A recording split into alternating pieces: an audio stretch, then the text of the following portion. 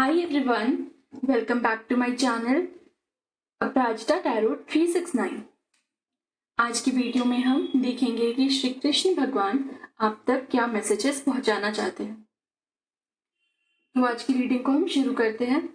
सबसे पहले मैं कुछ कार्ड्स निकालूंगी, फिर मैं आपको बताऊंगी कि वो आपको आपसे क्या कम्युनिकेशन करना चाहते हैं। देख लेते हैं श्री कृष्ण आपसे क्या मैसेजेस और गाइडेंस देना चाहते हैं आपको। तो सबसे पहला यहाँ पे कार्ड फेल हुआ है 9 ऑफ कप्स का।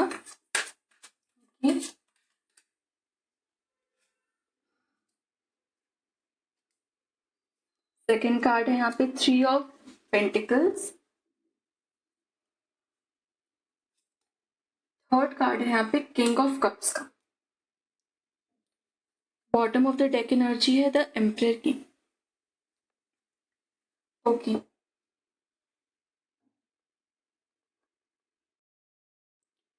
तो जो सबसे पहली मैं यहाँ पे एनर्जी पिक कर पा रही हूँ कि कृष्ण भगवान आपको ये बोलना चाहते हैं कि अपनी खुशियों के बारे में सोचिए। हर सिचुएशन में खुश रहने की कोशिश कीजिए। डिफिकल्टी हर किसी की लाइफ में आती है, पर उसे टैकल किया जा सकता है कि मैसेज वो आपको दे रहे हैं। जो कुछ भी नकारात्मकता है आप उसे हरा सकते हैं। बस आपको अपने ऊपर विश्वास रखने की जरूरत है और एक फर्म बिलीव के साथ डिवाइन के ऊपर भी भरोसा रखने की जरूरत है कि वो आपको इस सिचुएशन से जरूर निकालेंगे। किंग ऑफ कप्स मुझे यहाँ पे ऐसा लग रहा है कि जो कुछ भी आपकी सिचुएशन अभी टेंस सिचुएशन है, जो आपको अभी समझ नहीं आ रहा कि आपको आगे क्या करना चाहिए, उसमें काफी स्मूथनेस आने वाली है और आपको समझ आने वाला है कि आपको क्या करना चाहिए। यहाँ पे कृष्ण भगवान आपको एक जरूरी संदेश दे रहे हैं with the king of cups की अपनी लाइफ में अपने आप को बैलेंस आउट कीजिए। जिस प्रकार से यहाँ पे ये किंग अपने थ्रोन पे बिल्कुल शांति से बैठा हुआ है और अपना वो काम कर रहा है, उसी प्रकार से आपको कोई भी सिचुएशन हो अपने काम को करते रहना है और बिल्कुल भी टेंस और एंजाइटी में आपको जाने की जरूरत नहीं है। With the emperor card also मुझे यहाँ पे ऐसा लग रहा है कि आपको अपने काम पे पूरा फोकस रखना है। जो भी आप काम कर रहे हैं उसमें आपको डिवाइन सपोर्ट और गाइडेंस जरूर मिलेगा। बस आपको डिवाइन टाइमिंग का इंतजार करना है। ओके, तो आगे मैसेजेस देखेंगे हम कि कृष्ण आपको और क्या मैसेजेस देना चाहते हैं। देख लेते हैं श्री कृष्ण आपसे और क्या कहना चाहते हैं अभी आपके सिचुएशन के लिए। बहुत सारे कार्ड निकल रहे हैं, मैं इसे रख लेती हूँ।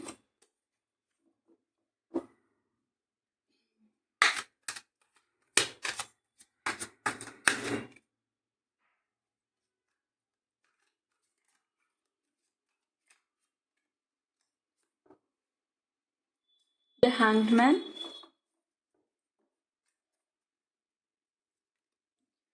The high priestess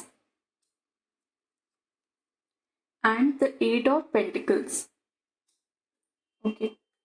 bottom of the deck energy है यहाँ पे 10 ऑफ पेंटिकल्स की।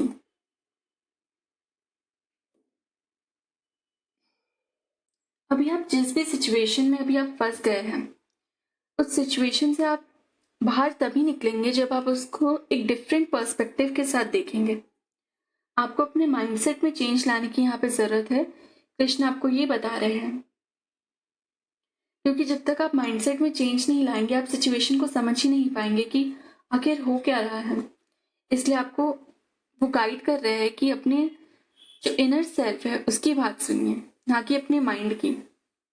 अभी अपने माइंड को असाइड रखिए और केवल अपने इंट्यूशन की बात सुनिए। विद हाई प्रीस्टेस मुझे लग रहा है कि आपका इंट्यूशन काफी ज्यादा हाई है और आपके इंट्यूशन में जो कुछ भी बातें आती हैं वो कहीं ना कहीं सच होती हैं। तो आपको अपने इंट्यूशन को बिल्कुल सुनना है और उस पर ट्रस्ट करना है।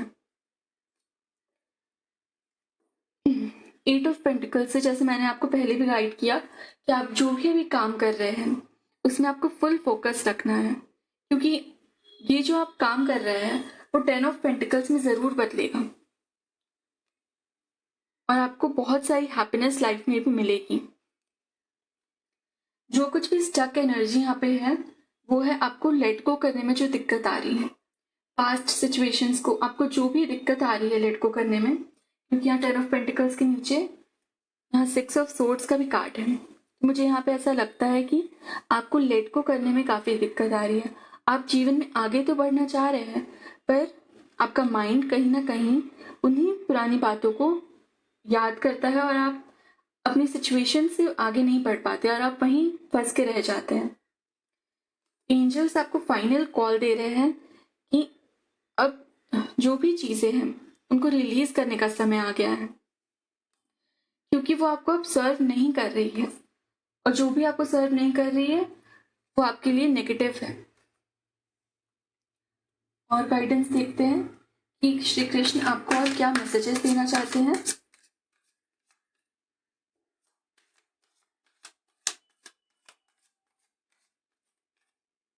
ओके, तो यहाँ पे आया है 7 ऑफ पेंटिकल्स, 8 ऑफ कप्स। तो यस, आपके काम में भी काफी सारा डिले हो रहा होगा।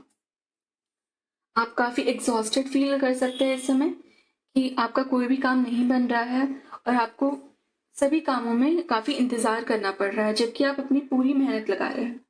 द 8 ऑफ पेंटिकल्स, पर कहीं ना कहीं आपको कृष्ण बोलना चाहते हैं कि जब तक आप न्यू एनर्जी के लिए, पॉजिटिव एनर्जी के लिए स्पेस क्रिएट नहीं करेंगे, वो नई नई एनर्जी जो आपके जीवन में आना चाहती है वो कहीं ना कहीं आ नहीं पाएगी।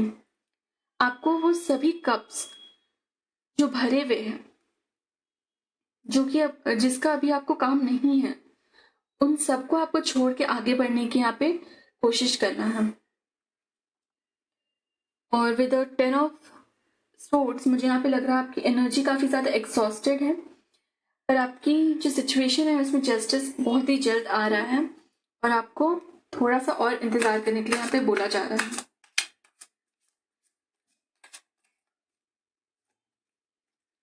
जस्टिस कार्ड, द हर्मिट,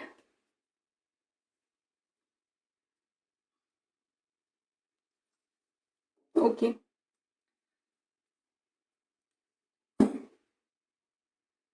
आप जिस भी चीज में फंस चुके हैं उस चीज से आपको कृष्ण अवश्य बाहर निकालेंगे, बस आपको उनके ऊपर पूरा भरोसा करने की जरूरत है।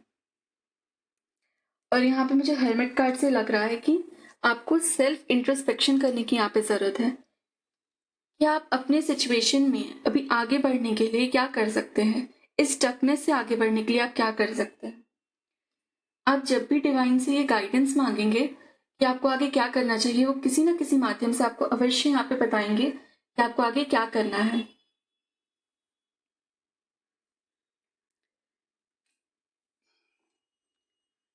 जस्टिस कार्ड से मुझे यहाँ पे दिख रहा है कि जब आप अपने जीवन में बैलेंस लाएंगे तभी आपको यहाँ पे जस्टिस मिलेगा।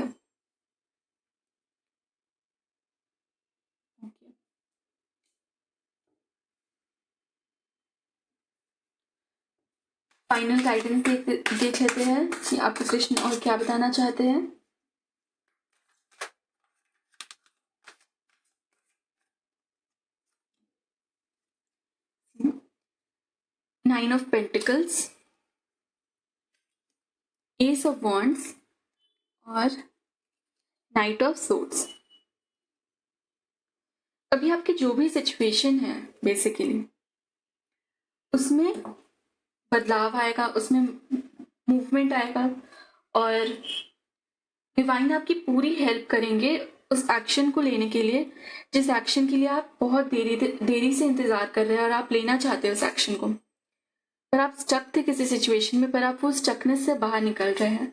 आपकी सिचुएशन 9 ऑफ पेंटिकल्स जैसी होने वाली है, मतलब कि आप सक्सेस से सराउंड होने वाले हैं और आपकी लाइफ में काफी सारी लग्जरीज आ सकती है इस दौरान।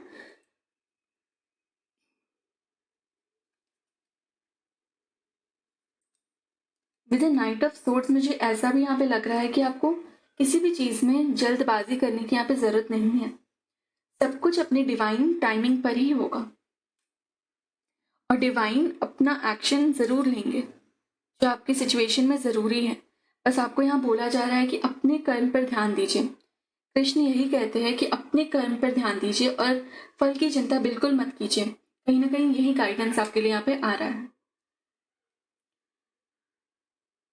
विद द 9 ऑफ पेंटिकल्स आपकी सक्सेस आपकी जिंदगी में बिल्कुल मैनिफेस्ट होगी और आपको जितनी भी लग्जरीज चाहिए जिंदगी में, जो भी मटेरियल थिंग्स आपकी वांट्स है, वो जरूर पूरे होंगे। पर वो तभी पूरे होंगे जब आप स्पिरिचुअली अलाइन होंगे अपने साथ। स्पिरिचुअली अलाइन होने के लिए आपको यहाँ पे मेडिटेशन करने के लिए बोला जा रहा है। सी द हर्मिट कार्ड, अपने अंदर झांकने के लिए यहाँ पे आपको बोला जा रहा है ताकि आप अपने अंदर को समझ पाए। और जब आप अपने आप को समझ पाएंगे तभी आप जिंदगी में आगे बढ़ सकते हैं, तभी आप उस 9 ऑफ पेंटिकल्स को अचीव कर सकते हैं। आपको एक ही सिचुएशन में जब आप स्टक हो जाते हैं तब डिवाइन आपको ये बोलते हैं कि एक मैसेज को याद रखिए कि गो विद द फ्लो। जो कुछ भी जिंदगी में हो रहा है उसे बिल्कुल भी सीरियस लेके नहीं चलना। आपको ये बात पता होनी चाहिए कि सिचुएशन जैसी भी है डिवाइन आपके साथ है और ये जो भी सिचुएशन है आपकी जिंदगी में वो इसलिए हो रही है ताकि वो आपको एक लेसन सिखा सके और उस लेसन को आप अपने आगे की जिंदगी में यूज करके अबंडेंस और सक्सेस की ओर बढ़ सके।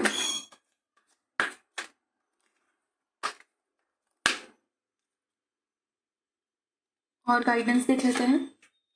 The tower, the fool and the 4 of cups. Okay, अभी आपकी सिचुएशन जो कुछ भी है, मुझे आपकी सिचुएशन में बहुत ज़्यादा नकारात्मकता दिख रही है और कहीं ना कहीं आप किसी चीज़ से बहुत ज़्यादा प्रभावित भी हुए हैं। कोई ऐसी सिचुएशन जिसे आप अभी तक लेट गो नहीं कर पा रहे जो आपकी लाइफ में हो, पर आपको डिवाइन कह रहे हैं कि सरेंडर कर दीजिए उस चीज़ को।